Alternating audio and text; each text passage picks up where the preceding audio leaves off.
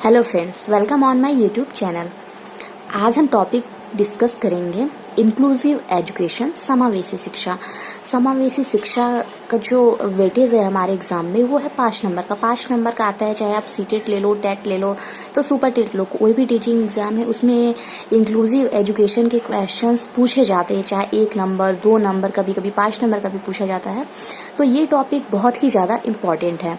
तो हम शुरू करते हैं। सबसे पहले ये समावेशी शिक्षा, किसको समावेश करने की बात हो रही है, किसको इंक्लूड करने की बात हो रही है। तो शिक्षा कौन ग्रहण करता है? जो स्टूडेंट होते हैं उन्हें शिक्षा दी जाती है। तो सबसे पहले हम ये पढ़ेंगे कि जो विद्यालय में छात्र जाते हैं, जो स्कूल में छात्र जाते हैं पढ़ने के लिए, वो कितने तरह के छात्र होते हैं। तो जो स्टूडेंट होते हैं वो 2 तरह के होते हैं। वो या तो सामान्य छात्र होते हैं या विशिष्ट छात्र। सामान्य छात्र वो होते हैं जो हर एंगल से नॉर्मल रहते हैं, जो नॉर्मल स्टूडेंट है, जिन्हें किसी भी तरह की कोई समस्या नहीं है, वो पूरी तरह से ठीक होते हैं, चाहे वो मेंटली हो चाहे वो फिजिकली हो। एक वो एवरेज स्टूडेंट है, एक सामान्य छात्र है। विशिष्ट छात्र कौन से होते हैं? जिसको हम स्पेशल स्टूडेंट कहते हैं। जो स्पेशल स्टूडेंट होते हैं उसमें भी 2 तरह के छात्र होते हैं। या तो वो हो गए मानसिक विकलांग, मतलब वो या तो मेंटली डिसेबल्ड होते हैं या तो गॉड गिफ्टेड होते हैं। जो मेंटली डिसेबल्ड होते हैं मतलब जो उनका मानसिक रूप से उनका जो विकृत होती है, जो मस्तिष्क होती है, मस्तिष्क में विकृति होती है, उस तरह से उनका मस्तिष्क कार्य नहीं करता है, वो मानसिक रूप से कमजोर होते हैं। और जो गॉड गिफ्टेड होते हैं वही जस्ट अपोजिट होता है। उनका जो दिमाग है वो सामान्य छात्र से कहीं अधिक चलता है। तो एक सामान्य छात्र एक एवरेज स्टूडेंट हो गया, और एवरेज स्टूडेंट से जो जिसका मानसिक स्थिति कमजोर है वो मानसिक विकलांग हो गया। और जो मेधावी छात्र है जिसकी मानसिक स्थिति बहुत ही ज़्यादा तेज है, इन दोनों छात्रों का हमने पहले का जो विद्यालय पढ़ा है कि पहले में जो स्कूल्स होते थे वो केवल सामान्य छात्रों पर ज़्यादा फोकस करते थे। मतलब आप स्कूल देखेंगे तो उसमें केवल नॉर्मल स्टूडेंट ही पढ़ने जाते थे। जो भी या तो हैंडीकैप होता था, जो विशिष्ट छात्र होते थे, उनके लिए कोई सुविधा नहीं दी जाती थी, और बहुत सी जो उनकी फैमिली होती थी वो भी पढ़ने के लिए नहीं भेजती थी, क्योंकि उन्हें कहीं ना कहीं लगता था कि वो सरवाइव नहीं कर पाएगा, वो पढ़ नहीं पाएगा उस माहौल में। इस वजह से वो स्कूलों को नहीं भेजते थे। लेकिन फिर क्या हुआ धीरे धीरे कि इन पर भी ध्यान दिया जाने लगा कि वो भी तो ह्यूमन बीइंग है, तो उन्हें भी तो एजुकेशन का समान अधिकार है, उनका समान हक है शिक्षा प्राप्त करने का।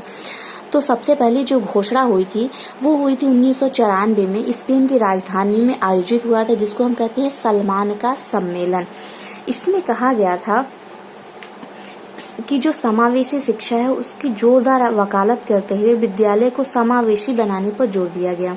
जैसे कि स्कूल के चौड़े दरवाजे होने चाहिए, रैंप होना चाहिए, विकलांग अनुकूलित शौचालय होना चाहिए, अध्यापकों में शिक्षा शास्त्रीय कौशलों का विकास, शिक्षण अधिगम से जुड़ी सभी सामग्री प्रेजेंट होनी चाहिए, जिससे कि जो हमारे विशिष्ट छात्र हैं, जो हमारे स्पेशल स्टूडेंट हैं, उन्हें भी समान तरह से शिक्षा दी जानी चाहिए, क्योंकि उनका भी शिक्षा पर समान अधिकार है। तो उन्हें किसी भी तरह से अलग ना किया जाए। जो हमारे स्पेशल स्टूडेंट हैं उन्हें किसी भी प्रकार से डिस्क्रिमिनेट न किया जाए, उन्हें भी बराबरी का दर्जा दिया जाए स्कूलों में, और उन्हें भी शिक्षा का समान अवसर मिले, उन्हें भी किसी भी तरह से अलगाव महसूस न हो। इस वजह से समावेशी शिक्षा का कॉन्सेप्ट लाया गया। ठीक है।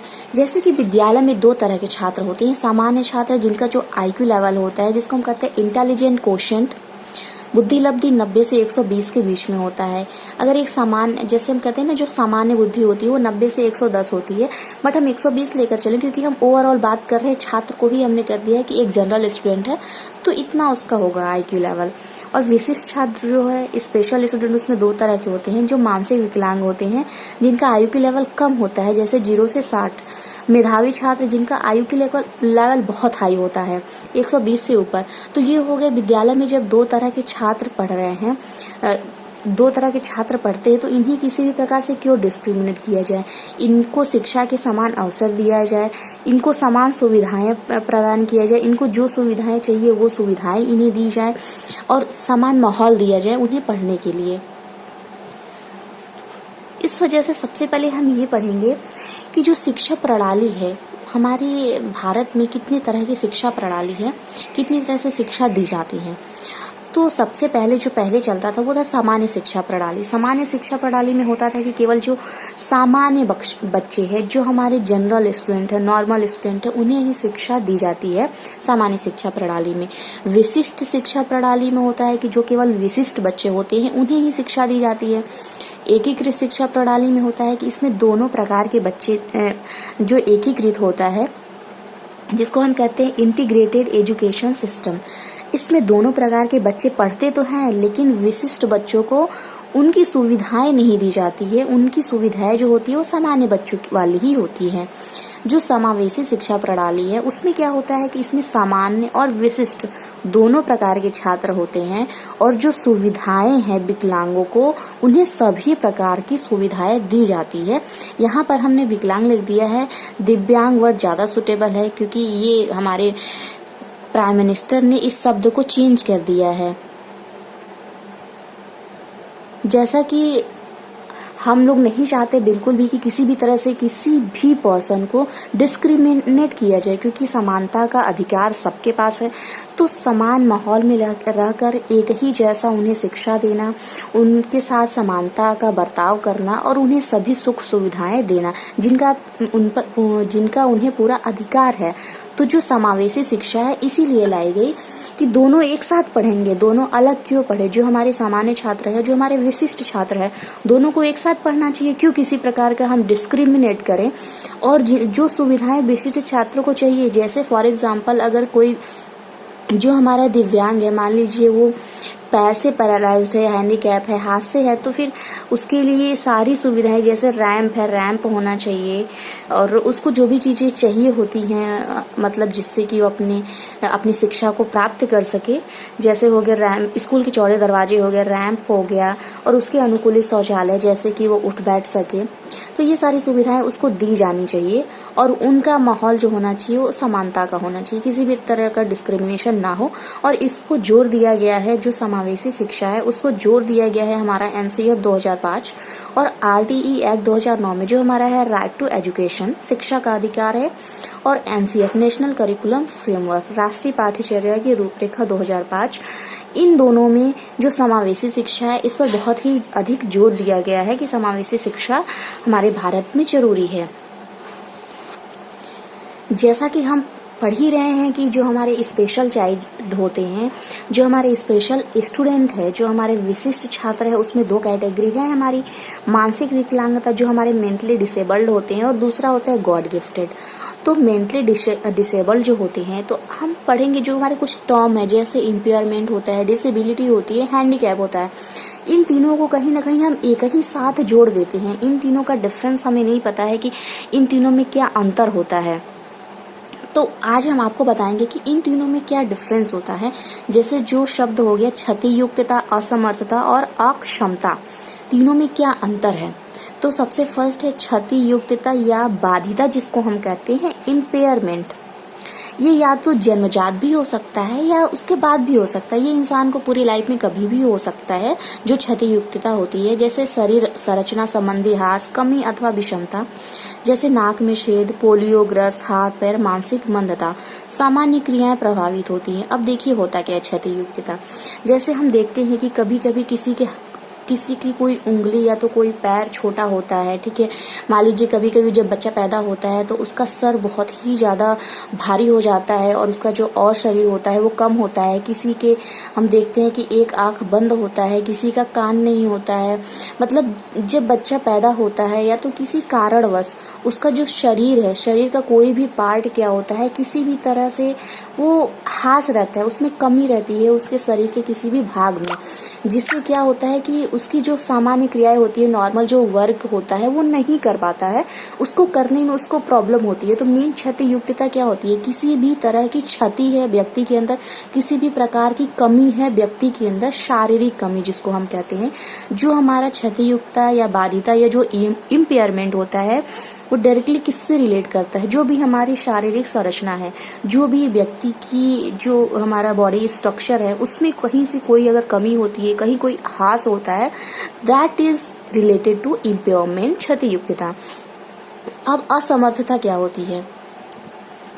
असमर्थता क्या होती है, जैसे हमने अभी पढ़ लिया है कि जो क्षतियुक्तता क्या होती है, वो व्यक्ति के अंदर किसी भी तरह की कोई शारीरिक कमी होना जिससे वो कोई क्रिया नहीं कर पाता। अब देखिए, असमर्थता या अशक्तता क्या है, ठीक है, जिसको हम डिसेबिलिटी कहते हैं। जैसे अगर किसी भी व्यक्ति के अंदर कोई भी शारीरिक संरचना में कमी है तो वो क्या होगा, वो कोई कार्य नहीं कर पाएगा। कार्य करने में जैसे उसको वो कार्यों सामान्य क्रियाएं जो हैं वो प्रभावित होगी, वो कार्यों को ढंग से नहीं कर पाएगा। फॉर एग्जाम्पल हम अगर ले लेते हैं कि अगर मान लीजिए कि कोई गूंगा व्यक्ति है, वो बोल नहीं पाएगा। अगर कोई अंधा है तो वो सुन नहीं पाए वो देख नहीं पाएगा। अगर कोई डेफ है तो वो सुन नहीं पाएगा। तो अगर इसी तरह जैसे अगर किसी का हाथ, अगर मान लीजिए कि हाथ की उंगलियां नहीं है तो वो हाथों से नहीं खा पाएगा। अगर मान लीजिए कि राइट हैंड नहीं है तो वो किस हाथ से, मतलब फिर उसे लेफ्ट हैंड से कार्य करना पड़ेगा। तो इसी तरह बहुत सी क्या होते हैं कि वो जो क्रियाशीलता होती है, उनकी जो एक्टिविटी होती है वो नहीं कर पाते हैं। तो देखिए, शारीरिक संरचना में कमी हो गया है कि व्यक्ति को क्षति है किसी तरह की, और शारीरिक संरचना की वजह से वो अपना कार्य नहीं कर पा रहा है। तो ये क्या है, असमर्थता है कि वह किसी कार्य को करने में असमर्थ है। तो जिस शारीरिक संरचना की कमी की वजह से वह जो कार्य करने में असमर्थ है उसको हम कहते हैं असमर्थता या अशक्तता या डिसेबिलिटी, कि मतलब उसके अंदर वो एबिलिटी नहीं है। अगर जैसे कि अगर मान लीजिए अगर वो उसके पास पैर नहीं है तो वो चल नहीं सकता, तो वो डिसेबल है, किस लिए, चलने योग्य नहीं है। यही उसकी क्या है, डिसेबिलिटी है। और क्षतियुक्तता क्या है, अगर हम कहें तो कहेंगे कि उसका पैर नहीं है, वो क्षतियुक्तता है। और डिसेबिलिटी क्या है, वो चल नहीं सकता। फिर है विकलांगता या अपंगता, जिसको हम कहते हैं हैंडीकैप। ये सामाजिक या मनोवैज्ञानिक टर्म है। असमर्थता व्यक्ति को किस हद तक विकलांग बनाती है। जैसे अगर कोई व्यक्ति असमर्थ है, अगर मान लीजिए हम अब एक एग्जाम्पल लेकर तीनों बताएंगे आपको एक ही एग्जाम्पल से, ठीक है। अगर किसी व्यक्ति की आंखें खराब होती है, मान लीजिए कि जन्म के उपरांत कभी कभी होता है कि किसी व्यक्ति की आंख बहुत ज्यादा खराब हो जाती है जिससे उसे दिखाई नहीं पड़ता है, तो आंखों का खराब होना क्या हो गया, क्षतियुक्तता हो गई। और असमर्थता क्या हो गई कि वह देख नहीं सकता, ठीक है। लेकिन अगर उसने चश्मे का यूज किया है या तो किसी भी तरह के ग्लास का यूज किया है, उसका पावर चाहे जितना भी है, अगर बहुत ज़्यादा पावर है, ठीक है, तो हम क्या कहते हैं, जैसे कि अगर आपने कोई एग्ज़ाम दिया होगा या तो पूछा जाता है फॉर्म में भी, अगर आप बनवाते भी हैं अपना, अगर जैसे विकलांगता सर्टिफिकेट बनता है पास के लिए, अगर आप बनवाएंगे तो वहाँ पे रहता है कि 20% विकलांगता है, 30% है, 40% है। इसका मतलब क्या होता है, अगर मान लीजिए आपकी आँख खराब है, ठीक है, अगर आप नहीं देख पाते हैं, अगर चश्मे की भी बहुत हाई पावर चाहिए होती है, चश्मे बिना आप बिल्कुल नहीं देख पाते हैं, आपकी विकलांगता क्या होगी, बहुत ज़्यादा होगी। अगर आप चश्मे के बिना भी थोड़ा बहुत देख पाते हैं तो आपकी विकलांगता क्या है, कम होगी। तो ये एक हमारा सामाजिक या मनोवैज्ञानिक टर्म है जो ये डिफाइन करता है कि आपके अंदर, व्यक्ति के अंदर उस शारीरिक कमी से कितनी उसके अंदर विकलांगता है, मतलब वो कितने प्रॉब्लम में है। तो ये थे हमारा टर्म जो था क्षतियुक्तता, असमर्थता और विकलांगता, जिसको हम कहते हैं इम्पेयरमेंट, डिसेबिलिटी और हैंडीकैप।